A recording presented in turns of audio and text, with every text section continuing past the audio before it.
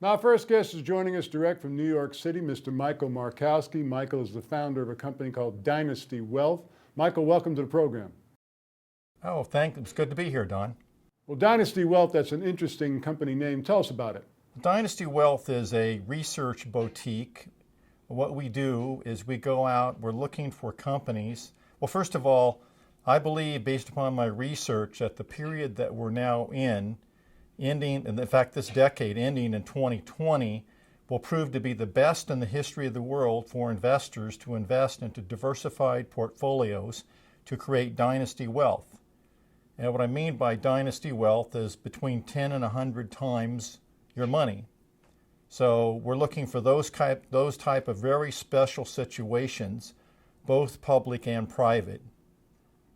They include disruptors, digital disruptors, and also first movers.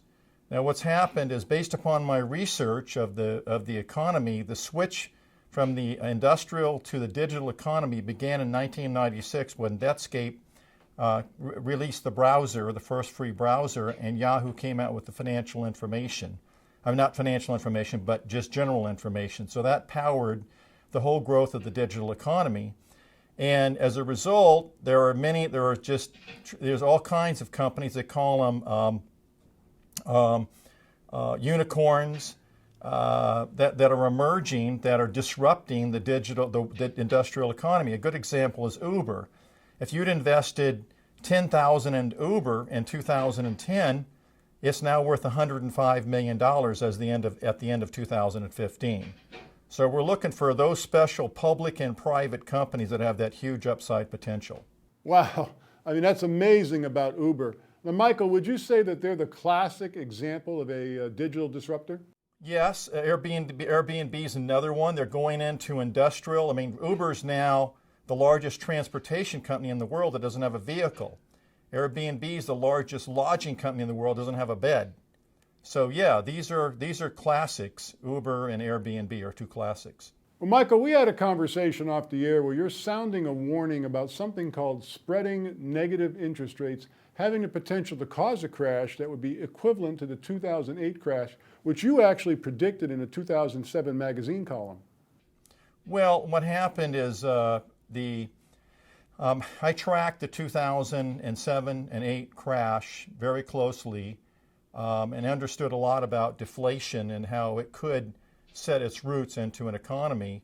So therefore, I know a lot about deflation, and when Japan announced that they were instituting a negative interest rate policy, which is also called a NIRP. The acronym is a NIRP. In late January, actually January 31st, and the market started getting very volatile. I started paying attention, and I started doing my research, and I believe that this very controversial negative interest rate that Japan adopted or instituted this year has caused all this market volatility, and it could cause a crash. It's very likely it's going to cause a market crash of the magnitude of 2008. Well, can you tell us exactly what is a negative interest rate? A negative interest rate is when you go to the bank and put your money in the bank, instead of them paying you 1% to deposit the money, you pay them 1% to keep the money in the bank. So if you deposit $1,000, you'd have, at the end of the year, you'd have $999. Now that phenomenon's already happening in some parts of Europe, correct? Well, it started in Europe, and what's happened, it actually started in Europe. And then when Japan, then in 2014, and when Japan instituted it, a negative interest rate policy, that was like the Japanese are considered to be the most conservative fiscal country on the planet, and if they're going this direction, it's really these negative interest rates are now spreading virally throughout the world, and I think it's something like 40% of the world's GDP now. The countries. The equivalent to 40% of the world's gross domestic product have these negative interest rate policies. Okay, I guess this qualifies as the most obvious question, but why are negative interest rates so bad? Well, they're so bad because what happens after the saver keeps the money after the saver keeps being taxed by the bank. So as your money, instead of growing, continues to decline, at some point you either take the money out of the bank and stick it under your mattress, or you start prepaying all of your bills. Like you'll prepay your utility bills a year in advance. You'll pay off your credit cards, and all these prepayments and all this. What they do effectively do, and to put it under your mattress, they take the money out of the economy. Well, Michael, what would you say to this? How can an investor protect themselves against negative interest rates and a market crash? Well, there's actually a strategy. We have it, by the way. I came up with a crash indicator called the NERP crash indicator, which is available at dynastywealth.com for free. That has signals to when the crash might occur. But an investor, to protect themselves against a crash, they would utilize what is called a black swan investing strategy. Black swan investing strategy. What exactly is a black swan? Well, a black swan investing strategy was developed by a professional trader who came up and he calls it the black swan, because what happens is people invest their money. A lot of people invest their money into the major indexes or the S&P 500. So they go in or they buy a mutual fund, and they think that because they're diversified, they're protected.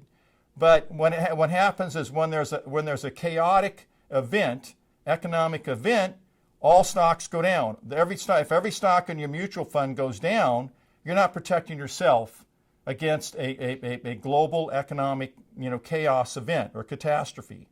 So he said that everybody's got it all wrong. What you should do is put 90% of your money into sovereign bonds, which in the United States, that would be the bonds of the United States Treasury. In Germany, that would be the Bund, and in Japan would be their bonds. And those are the three countries, by the way, I would recommend sovereign bonds in, because those countries all have the power to tax the people and collect the taxes. So Greece would not be a good country you'd want to buy a sovereign bond in, because they can't tax their people. So if you look at history, after the Great Depression started in the United States, tax rates went to 90%. Why? Because the U.S. government was able to tax the people and get the money so that they could pay down the debt. So according to the Black Swan, you put 90% of your money in very secure things you cannot lose on no matter what, and you put 10% of your money into high risk, high reward, micro-cap stocks and venture capital. Fascinating discussion. I wish we had more time. Can people get more information about this at your website? Yes, there's all kinds of reports. Talks about the Black Swan, talks about all the negative interest rate risks. There's also free, we are recommending, there's several companies on the website that we're recommending that have the potential of multiplying by 100 times in value that you can get an access to for free. So yes, the website is Dynasty Wealth, www.dynastywealth.com. Absolutely amazing information, Michael. I'd certainly like to have you back on the show soon. Again, Michael Markowski, the company's Dynasty Wealth. Their website is dynastywealth.com. Michael, thanks so much. Okay, thanks for having me, Don.